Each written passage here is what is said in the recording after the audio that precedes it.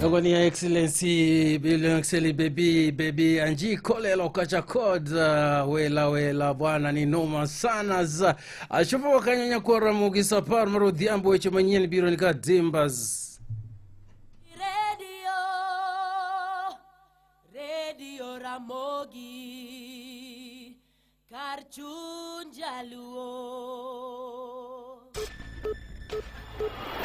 Matuch e kor gwenge gi Roda Odhiambo.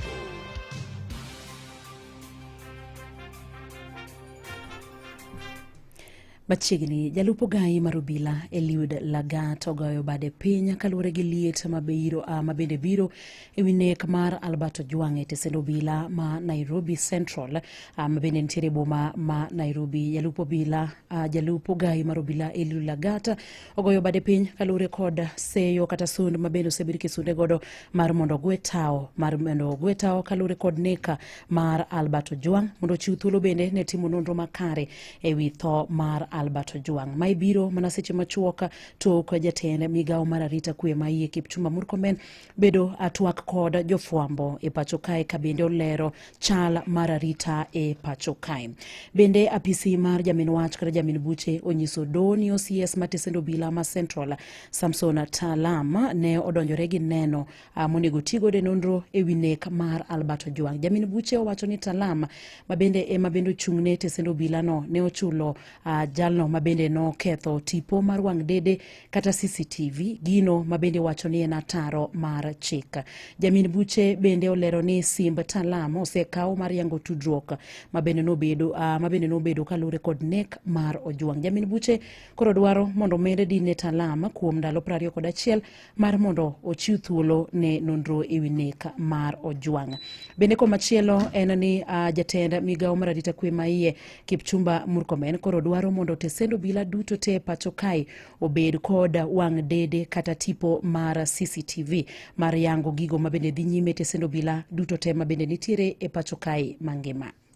On CCTV surveillance, it shall be mandatory to equip police stations with CCTV surveillance to enhance transparency and accountability. All the police stations currently standing at 1,209 shall have CCTV surveillance within the next 2 years.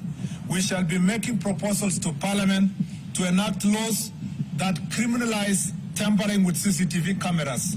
The surveillance system shall be in the custody of the officer commanding station, and the said officer shall be required to ensure that the system is always functioning. And instances of fault, it shall be reported within 1 hour through the established chain of command. The CCTV shall have an external backup system. Murkomen bende owacho ni tesendo bila duto tema pacho kayo nego ti kod yor lony manyasani e kano nonro duto mabende gin godo kanyakla kod lipode mabende goyo e tesendo bila go. Over the next 1 year, and in line with the bottom-up economic transformation agenda program of digitization, we shall roll out a digital reporting system. This is a reform that has been initiated, and we are now committed to the digitization of occurrence books to ensure all reported incidences can be traced and be tamper-proof. 3, community policing initiative. Every police station shall be mandated to adopt and steer community policing models to improve relations with citizens. Murkomen bende koro singo ni obila kata pisas duto mabende tudo kod nek mar Albert Ojwang ibiro kawnegi okanga mager mar chik. We are extremely concerned by the increasing instances where police officers have come under unwarranted attacks while executing their lawful duties. These challenges must not be ignored, and they point to a broader need to foster mutual understanding, accountability, and respect between the police and the public. In some instances, the nation has watched in disbelief as individuals forcefully entered protected areas such as Parliament and police stations, with incidences such as burning police vehicles and destruction of government installations. Equally alarming are cases involving mob justice, acts of banditry, and illegal possession and public display of firearms. Such acts not only threaten national security, but also undermine rule of law. Maneno gai mardo David Maraga okwayo jatend piny Migosi William Ruto mondo gol chik kendo kao kang kotenore kod nek mar Albert Ojwang kabendo yango ni ting duto kod seyo biro rumo e apise. Maraga wacho ni jatend piny onego gol chik mabende neno ni apisas duto maitudo kod nek makamano itengo lwetgi mogo kendo itimo nonro makare ka ikao negi okang mager ma chik. Oyango ni kaka pile jotelo maitudo kod nek makamago kamotingo ajalupa Ogai Marobila Eliud Lagat jatendo bila mago kwach kich Amin Mohamed ne onego bedni oseteng lwetgi mogo kuom ne nyiso jopiny miriambo ewi nek makamano makoro yangore lela kaka ne obedo kane olose kinde mabende notero kwayo e paro bila maduong' e pacho kae ogolo kwayo mondo mi nonro tem mapiyo kapok ochopo tarik 25 madweni ewi nek duto mapisas mago bila osetimo e thuolo mar higa achiel mokalo. Wadhi kaunti ma Siaya kama wayudo ni sirikal kaunti ma Siaya kokale migao mar thieth okwedo weche mabende nogo chapa e oboke mar Global Health newspaper ni kaunti ma Siaya nigi kwan mamalo mag nyithindo matho e kinde mabende inyuologi. Kennedy Orwenjo maena director mar weche thieth e kaunti no okwedo mokalo weche makamago. There was an article in the Global Health newspaper about maternal mortality rate, and the article was talking about somebody being more likely to die in Siaya when they deliver as opposed to other counties. And I think Siaya was listed as one of the highest county with the facility maternal mortality rate of over 337, which was not a true figure. Owacho ni kwa nyithindo mosetho e kinde nyuol kata e kinde mabende nyuologi ochung'e atamalo 67 kuom nyithindo mangima 100,000. A facility like Mbaga Health Center that did a delivery of 23 in that particular month, and they recorded 78 maternal mortalities. Our real maternal mortality ratio is 67. It's below even 100, below the national target of 100. So I think that is something that I must correct at this particular earliest opportunity, so that then that particular data can be looked at, and urge our researchers that before we are able to share such data, it's good to be able to validate what they get and pick from different sources of data. Coordinator mar weche mag nyodo e kaunti ma Siaya Pamela Josephine wacho ni ranyisi mar chenro mag thieth e kaunti no ema bende oseduoko piny kwan mamalo mar nyithindo matho e kinde nyuol. Through the We Lead program, we've had a number of interventions being put in place. And in the program, we ensure that both the duty bearers and the right holders were brought together. This was to help us ensure that the duty bearers know of their rights and the right holders also get to give the required services. So through this, we've had a number of achievements. Apisa mabende wuok ka chenro mar We Lead project mano mabende ngere kaka Tracy Minza Saza bende okwayo kata jiwo mar mondo gimede tiyo kanyakla kaka yo mar medo siro kaunti ma Siaya e wechego chenrogo mag nyuol. When we came to the ground, there are different challenges that the community were facing. Like, for example, that there was lack of awareness of rights among the community members about their health, about making informed decisions about their health. So with the face out of this project, I would like the county to continuously engage Women Empowerment CBO in terms of promoting sexual reproductive health and rights, so that the community will not go back to what it was. Imedo winjo matut e kor gwenge gi Roda Odhiambo. Riwruok ma jopur niang' dwaro mondo piny owacho omi gi omenda mar pidho kendo rito niang' ma bende biro konyo e siro kembe mag sukari e pacho kae. Jakom margi Ezra Okoth wacho ni piny Kenya pod nigi kwan mapiny mar niang' ka bende nitiere dwaro mar keto maino e bedo kod niang' moromo ne kembe mag sukari e pacho kae. Olero ni jopur timo mathoth e pith ka bende girito niang' kendo nitie dwaro mar sirogi. Wadwaro ni pesa makuru setere Ministry of Agriculture wan gi Kenya Sugar Board pesa manuket percentage kalure gi Sugar Act tiang' rume ei Kenya ka ma tiang' ok nyal chiek gi ndalo 2 kata 3 oningo miwa pesa mane Dr. William Ruto oketonwa Sugar Act 40% mondo wayud kaka inyalo pur niang' Kenya mzima mondo mi sukari manyala oko kik bedi wabed gi sukachwa kaka president wacho ni wambe sukachwa nyaka dhi oko. Miya wadwa ni pesa no oningo Kenya Sugar Board oyier directors mondo mi pesa ni olwar piny wayud kaka wapuro niang'. Okwayo piny owacho mondo ne ni ochulo jopur niang' gope duto, ka bende okwayo joketo mwandu ma okawo kembe sukari mondo tim chudo mapiyo kaka nyalore e juma achiel. Gope mag jopur manyicha pok ochul, wadwa ni ochulgi mondo joma biro e kembe manyien gichak chulo ji ndalo 7 kobet niang'. Kendo sani wadwaro ken pricing madhi bedo, wadwaro mondo chulwa by product mane Sugar Act ma president nokonywago. By product no otingo pesa jopur mang'eny, sani en 5,500 amedo gi by product machalo molasses, bagasse, ethanol gi it niang'. Mano onyalo yudo pesa malong'o. Miyo tan wadwa ni pesa no dhi malo mondo ber mar pur niang' e Kenya ka obedi.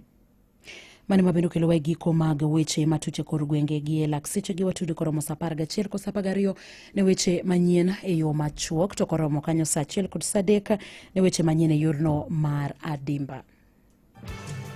Mago ne matuch e kor gwenge gi Roda Odhiambo.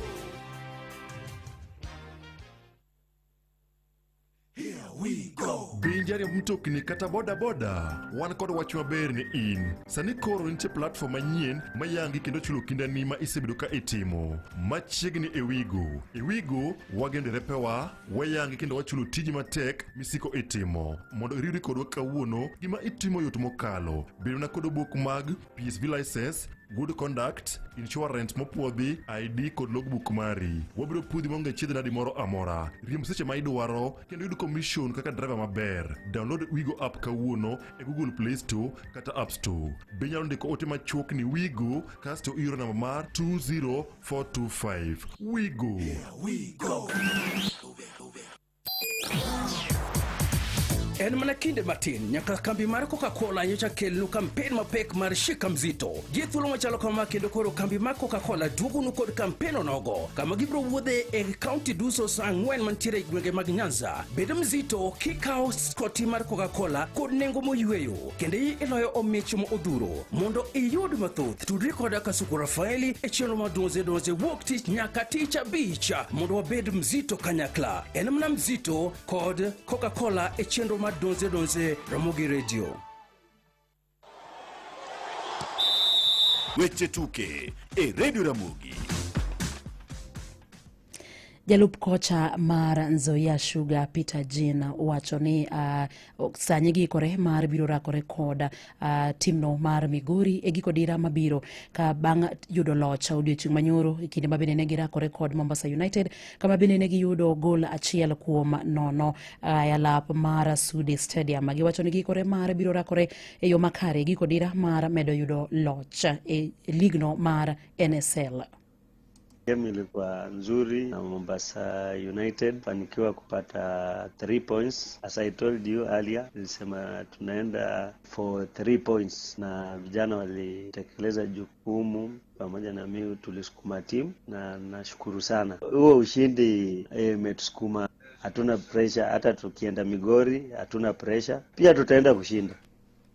Peter bende onyiso mor mabende en godo kalure koda okang' mabende kambi mar Nzoia Sugar okaw mar chiwo sir ne klabno mar Nzoia Sugar kabende owacho ni mano biro miyo gi teko kod mijing'o mar medo dhi nyime kod tugo e yo makare.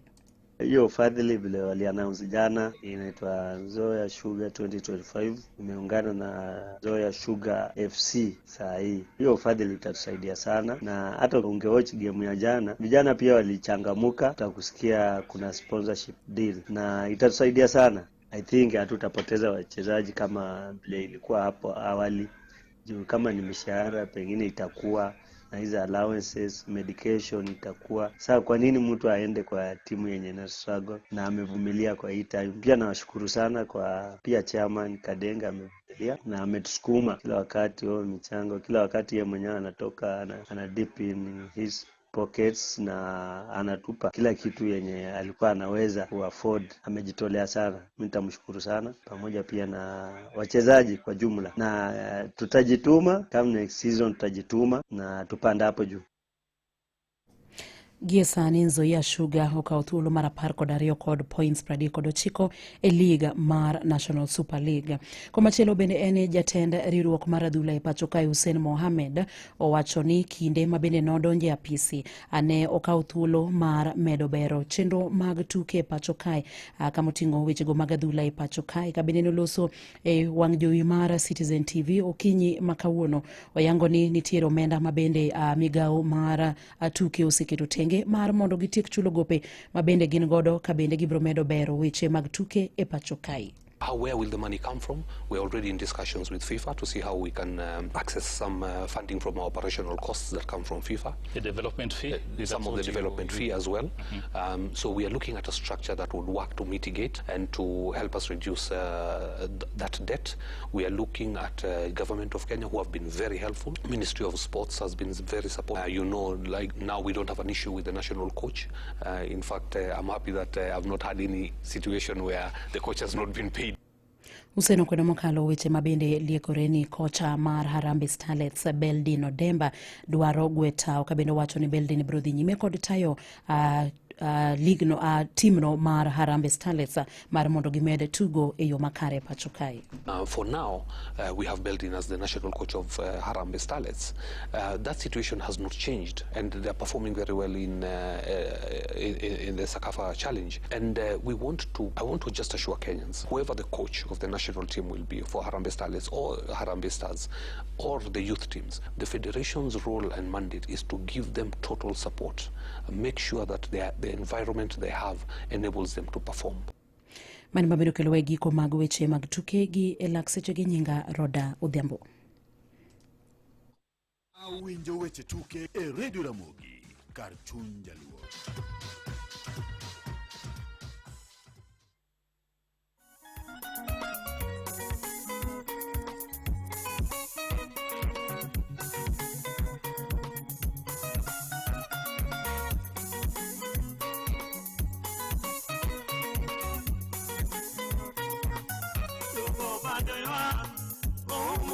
Kemba kocha kokwaya wayangola Veazungu miro moro mozungo nyaralego Tabuyo radhiamuka kwambo mene kondole mona Veanyisi pinye ni miyo donge nyakaluo Uketa konya pile kachando ruokola Mamimi aneno kaya wa moko berna Nyagi jutaluro adandoka misi sotewe Nagi pado nyango ninwe owene nyagi mwezi mirwa inda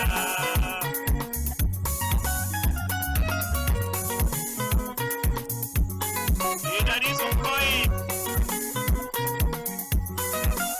Oso na Jonathan Levini musiye kuna